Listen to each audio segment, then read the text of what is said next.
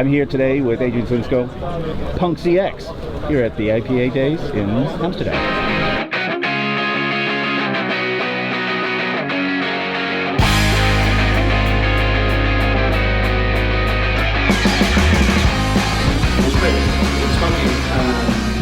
This is a group called Paladin.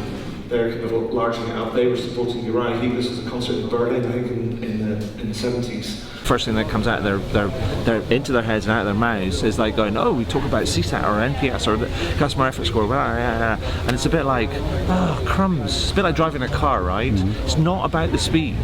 It's not about kind of, oh, I was driving at 32 miles an hour. See, that's a description of your driving experience. You're like going, no, it's like drive the car, right?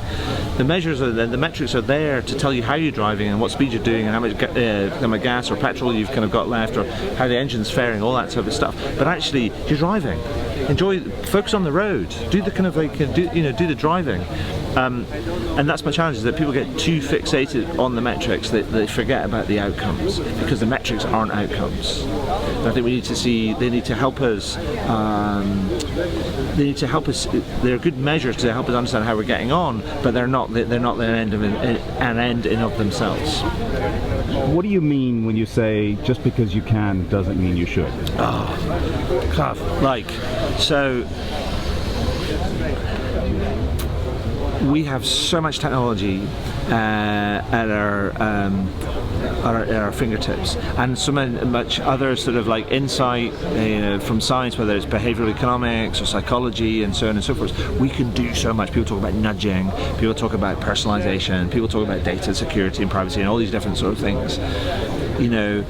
Ultimately, we need to ask ourselves, is this the right thing to do for ourselves and also for our customers? So because it's sometimes just because we can do things, just because we've got the insight and the data and the technology to be able to do things, doesn't mean to say it's the right thing for our customer, or it doesn't mean to say it's the right thing for us either. Because we almost have to ask ourselves, what sort of professional, what sort of company, what sort of business, what sort of brand do we want to be?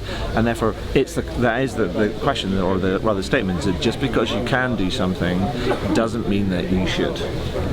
Are you optimistic on improving customer experience in the industry? Yes, only because I'm an optimist. But I'm also a realist as well. I think it will take time. I do think, however, we need to hurry up and prove the value of a lot of customer experience programs. I do believe that there is a risk that if we don't start with, there is a statistic that says between 70 and 80% of experience initiatives fail to hit their numbers, their objectives, their expectations, kind of what they set out to do.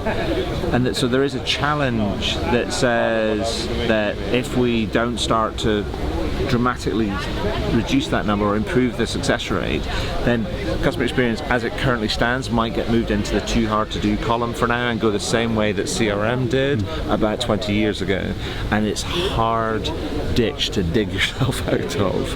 And so we need to get real fast, and we need to do better shit, kind of like, excuse my language, because it matters for the industry and it matters for our customers and our people and everybody. Thank you for the interview. My pleasure. Absolute pleasure.